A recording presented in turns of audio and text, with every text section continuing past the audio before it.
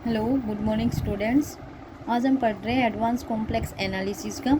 आपके first unit में क्या है, इंटीग्रल फंक्शन है, factorization of an integral function है, वेस्टर्स प्राइमरी फैक्टर है, वेस्टर्स फैक्टराइजेशन थ्योरम है। इंटीग्रल फंक्शन को आप किससे, एंटायर फंक्शन से भी जानते हो। इसको किस क्या बोलते हैं, एंटायर फंक्शन। एंटायर फंक्शन का मतलब क्या होता है आपका, कि आपके पास क्या है कि आपका फंक्शन जो वो एनालिटिक है एवरीवेयर। एनालिटिक का मतलब डिफरेंशिएबल है, ठीक है। सबसे पहली ही डेफिनेशन हमारे पास क्या है, इंटीग्रल फंक्शन है कि a function f z is said to be an integral या फिर एंटायर फंक्शन कब, if it is an analytic in every finite region of z plane. कि आपके पास जो जेड प्लेन दे रखा है, कोई फाइनाइट रीजन दे रखा है, उस रीजन के अंदर आपका कंप्लीट के अंदर आपका फंक्शन क्या रहे, एनालिटिक। यदि उस कंप्लीट के अंदर एनालिटिक है तो आप क्या कहोगे कि आपका फंक्शन क्या है, एंटायर फंक्शन है। Entire function is an analytic function which has no singularity except at infinity. की एंटायर फंक्शन के पास, एंटायर फंक्शन एनालिटिक है और उसके पास कोई भी सिंगुलरिटी नहीं रहेगी, सिर्फ इन्फिनिटी को छोड़ के। जैसे आपके पास e raise to power z है, ठीक है, इसको एक्सपेंशन में लिखोगे। आपको पता है कि इन्फिनिटी कब आएगा, जब आपके z की वैल्यू ही इन्फिनिटी हो, ठीक है। तो सिर्फ ओनली इन्फिनिटी को छोड़ के आपका फंक्शन क्या रहेगा, एवरीवेयर एनालिटिक रहेगा, जो इसकी डोमेन गिवन होगी वहाँ पे। तो इस फंक्शन को क्या बोल सकते हो कि आपके पास ये क्या है, इंटीग्रल फंक्शन। और सबसे मोस्ट सुटेबल इंटीग्रल फंक्शन भी क्या है आपका, e raise to power z. तो कह रहा है e raise to power z आपका ऐसा इंटीग्रल फंक्शन है जिसके पास कोई भी जीरोज नहीं है, मे हैव नो जीरोज, कि इसके पास कोई जीरो भी नहीं। सेकंड कह रहा है कि एन इंटीग्रल फंक्शन में have a finite number of zero. कह रहा है कि ऐसा भी इंटीग्रल फंक्शन हो सकते हैं जिसके पास क्या हो, फाइनाइट नंबर ऑफ जीरो। जैसे पोलिनोमियल है फाइनाइट डिग्री की, फाइनाइट डिग्री की पोलिनोमियल है, तो ये किस तरीके का इंटीग्रल फंक्शन है आपके पास, फाइनाइट नंबर ऑफ जीरोज वाला।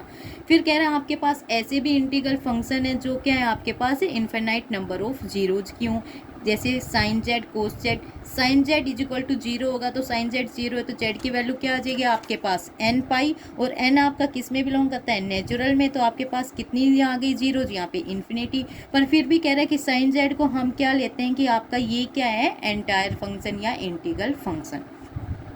अब यही ले रहे हैं कि आपके पास मोस्ट स्टेबल इंटीग्रल फंक्शन है with no zeros is of the form e raise to power g z. कि एक मोस्ट स्टेबल इंटीग्रल फंक्शन है जिसके पास कोई जीरोज है, वो इस तरीके की फॉर्म में पाएगा, e raise to power g z. और जी जेड भी आपका क्या रहेगा, खुद इंटीग्रल फंक्शन रहेगा, ठीक है।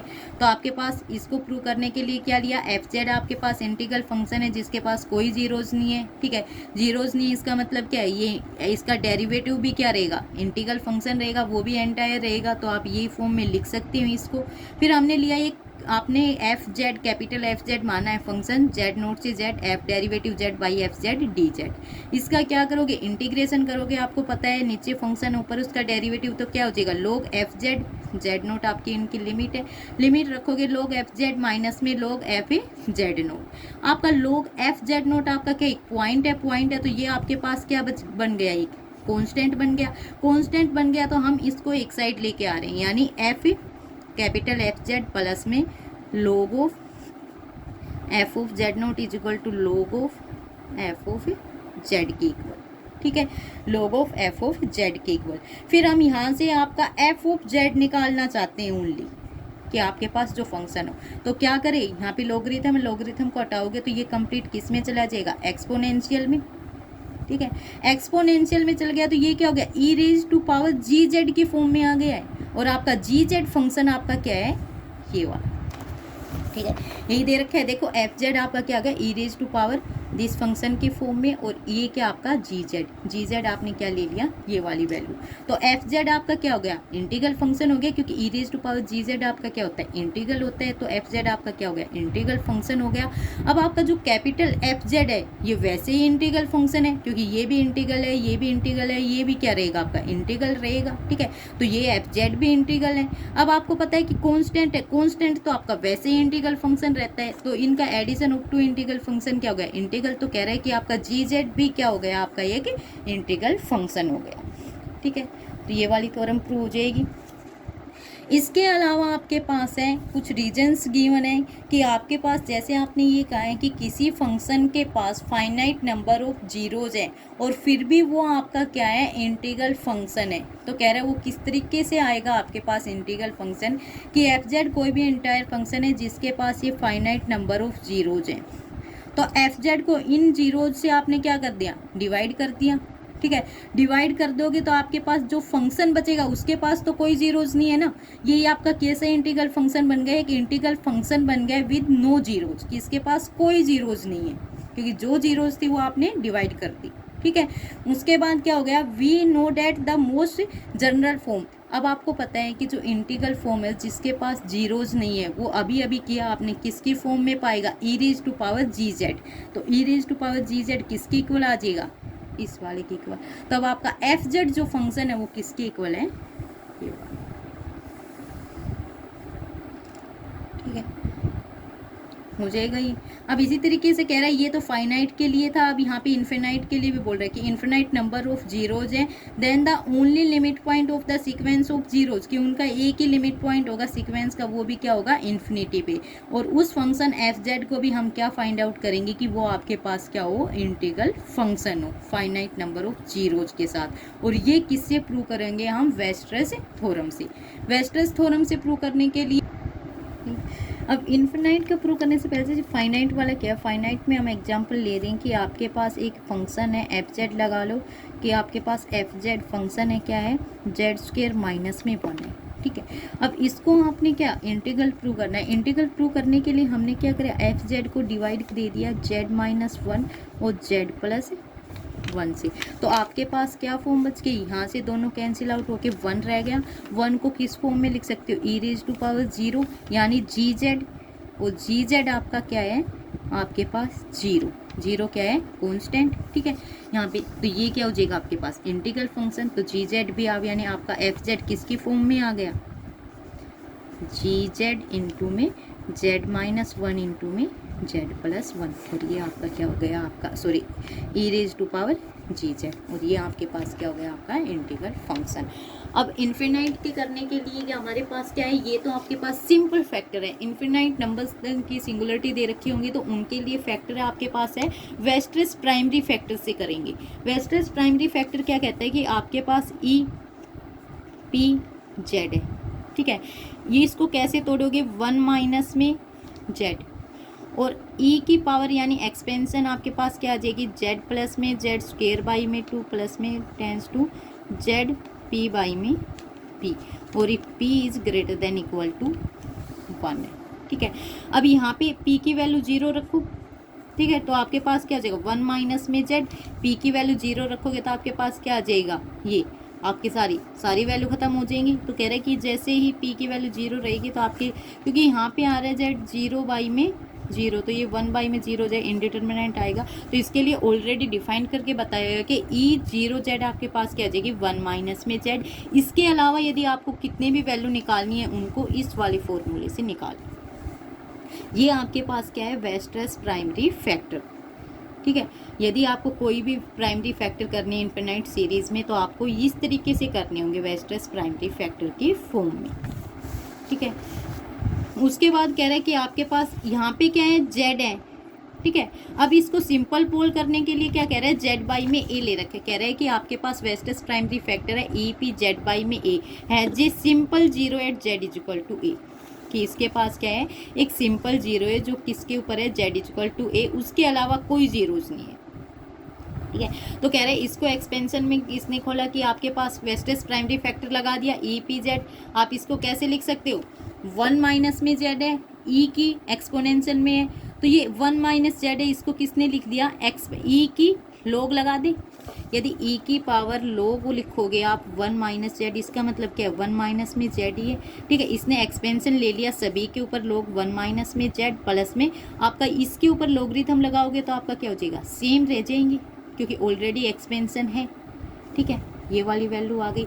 अब लॉगरिथम लॉग 1 माइनस में जेड की आपने एक्सपेंशन खोल दी, ये रही एक्सपेंशन खोल दी, ये इन्फिनिटी तक है, ये पी टाइम्स तक है, पी टाइम्स तक है, तो पी टाइम्स तक तो सारी क्या हो गई आपकी, कैंसिल आउट हो गई। उसके बाद जितने भी रह गई आपकी यहाँ पे रह गई। उसके बाद हमने क्या किया कि आपकी दोनों साइड जितनी भी हैं लॉगरिथम लगा दिया, यहाँ पे भी लॉग लगा दिया, यहाँ पे भी लगा दिया, एक्सपेंशन हटा रहे हैं तो यहाँ पे लॉग आपके जो वेस्टर्स प्राइमरी फैक्टर है वो इधर आपका एक्सपेंशन हट जाएगा, सिर्फ आपके सिंपल ये रह जाएंगे टर्म्स। जैसे ये रही आप क्या मॉडुलस फंक्शन लगा दीजिए, मॉडुलस फंक्शन लगाओगे लेस देन इक्वल टू सभी के ऊपर ऑपरेट कर दोगे। उसके बाद आपको पता है ये वाली चीज़ क्या है, मान लो कोई वैल्यू है आपके पास, एक्स वैल्यू है, ए वैल्यू है, हम कह रहे हैं लेस देन है x/2, तो ये कह सकते हो कि ये आपकी क्या लेस देन x भी आएगी, a is less than x, ठीक है। यही इसने कहा है कि z p+1 डिवाइड दे रहा है p+1 से, उससे भी लेस देन है ये, तो इसका मतलब क्या मॉडुलस z p+1 से भी लेस देन रहेंगी, ठीक है। उसके बाद क्या किया इसने, z की पावर p+1 को कॉमन ले लिया, कॉमन लेते ही आपके पास यहाँ पे क्या बचेगा 1, यहाँ पे क्या p+2 है, p+1 कॉमन ले लिया तो मॉडुलस ऑफ z, इसीलिए z² और आपके साथ ये कंटिन्यू चलती जाएगी। फिर हम क्या ले रहे हैं, मॉडुलस ऑफ z को ले रहे हैं less than equal to 1/k, तो 1/k की वैल्यू जैसे ही आप पुटअप करोगे यहाँ पे तो मॉडुलस ऑफ z p+1 आ गया, ठीक है। उसके बाद 1 प्लस में मॉडुलस ऑफ z है, प्लस में मॉडुलस ऑफ z का स्क्वायर है, आपके पास ये कंटिन्यू जाती है, ठीक है। ये जा रही है तो आप ये देखो आपने क्या लिया, मॉडुलस ऑफ z को less than equal to 1/k, आप 1/k इनमें सब में पुटअप कीजिए, 1 में 1/k प्लस में 1 में k का स्क्वायर, ये आपके पास क्या बन गई है कि जीपी बन गई है, और जिसमें कॉमन आपका जो आएगा रेशो वो क्या आपके पास है 1 में k, तो आपके पास जीपी का जैसे ही आप निकालोगे सोल्व आउट करोगे तो आपके पास क्या आती है a में 1 माइनस में r, a आपकी टर्म क्या है 1 में 1 माइनस 1/k, आप सोल्व आउट करोगे तो ये आपके पास क्या आ जाएगा k में k-1, वही इसने लिखा है आपके पास k में k-1 modulus of z p+1, जो आप ऑलरेडी पहले छोड़ के आए हो, सिर्फ ये सोल्व आउट किया आपने, और यहाँ पे आपका modulus of z p+1, k की वैल्यू 2 रखोगे तो आपका 2 में 2 माइनस 1 नीचे क्या हो जाएगा 1, और ये 2 आपकी इससे लेस देन रह जाएगी, ठीक है। उसके बाद ये वेस्टर्स थ्योरम आपको दी है, इसका यूज है इसके अंदर कि आपके पास सीक्वेंस है जिसके पास ओनली लिमिट पॉइंट है, और वो पॉइंट कहाँ पे आपका इन्फिनिटी के ऊपर, एक ही लिमिट पॉइंट और वो इन्फिनिटी पे है, then it is possible to construct an integral function. क्या ऐसा पॉसिबल है कि आप एक इंटीग्रल फंक्शन बना सकते हो which vanish at each of the point z and nowhere release, और कहीं पे भी नहीं। तो आपने क्या किया इसमें, सबसे पहले आप क्या ले रहे हो, जीरोज ले रहे हो आप, let the given zero z1 z2 zn be arrange, और आप इनको नॉन डिक्रीजिंग मॉडुलस में, क्योंकि आपको पता है जीरोज एंड कोई ना कोई वैल्यू आएगी तो उन वैल्यूज को आप लगा सकते हैं नॉन डिक्रीजिंग मॉडुलस में लगा के, ठीक है। आपने मॉडुलस ऑफ zn की वैल्यू ले ली rn है, rn आपका ये आ गया, ठीक है, n इंक्रीज करेगा। फिर जो उसने सीक्वेंस कही, हमने सीक्वेंस ले ली p1 p2 pn आपके पॉजिटिव इंटीजर्स की, ठीक है। उसके बाद जो आपकी सीरीज है r में rn pn+1, हम कह रहे हैं ये कन्वर्ज करेगी सभी r के ऊपर, तो वो पॉसिबल दिखा रहे हैं कैसे कन्वर्ज करेगी कि आपका rn आपके किसके इक्वल है, मॉडुलस ऑफ zn की इक्वल है, ठीक है। तो मान लेते हैं कि pn जो सीक्वेंस है pn टाइम्स है वो n के इक्वल है, तो r में rn n+1 हो जाएगा, ये लेस देन हो जाएगा r में, क्योंकि rn की वैल्यू हम ले रहे हैं किससे है, ये आपका rn 2r से भी ग्रेटर देन, ठीक है। तो ये आपका क्या हो जाएगा, rn को जैसे ही 1 में rn करोगे तो ये लेस देन हो जाएगा 1 में 2r से, ठीक है। 1 में 2r, r की पावर ये 1 में 2 n+1, ठीक है। तो आपकी ये सीरीज क्या हो गई, कन्वर्ज हो गई। जो फंक्शन लेके चले हो इस फंक्शन को भी वेस्टर्स प्राइमरी फैक्टर में आप क्या दिखाओगे कि ये आपका क्या है, कन्वर्ज, एब्सोल्युटली और यूनिफॉर्मली कन्वर्स दिखाएंगे। आपने यहाँ पे r में rn की वैल्यू दिखा दी 1/2 से लेस देन है, log ऑफ pz आपको पता है लेस देन इक्वल टू, आपने वेस्टर्स प्राइमरी फैक्टर से निकाला है किसकी इक्वल है, less than equal to 2 into modulus of z p+1। अब आपके पास क्या है, zn सिंगुलरिटी लेके चल रहे हो, zn सिंगुलरिटी लेके चल रहे हो तो z में zn आ जाएगा, less than equal to 2 into में z में zn pn+1, वहाँ पे ओनली p था, यहाँ पे आपकी सीक्वेंस क्या है pn टाइम पे ले रहे हैं pn+1, ये आपके पास फिर से आर बाई में r n p n plus में 1, ठीक है। ये आपकी क्या होती है, कन्वर्ज होती है। आप फिर से लगा सकते हो आर बाई में आर एन किससे लेस है 1/2 से, ये कन्वर्ज होती है। यहाँ पे आपने वेस्ट्रेस एम टेस्ट लगाया, वेस्ट्रेस एम टेस्ट लगाया तो आपका ये जो फंक्शन है, ये फंक्शन क्या आ गया, एब्सोल्युटली और यूनिफॉर्मली कन्वर्ज। एब्सोल्युटली और यूनिफॉर्मली कन्वर्ज है तो आपको पता है ये वाला फंक्शन क्या हो गया आपका एनालिटिक फंक्शन। तो आप क्या बोल सकते हो यहाँ से कि आपके पास जो एफ जेड फंक्शन है वो क्या आपका एनालिटिक फंक्शन, और जिसके पास क्या है ये वाली जीरोज है।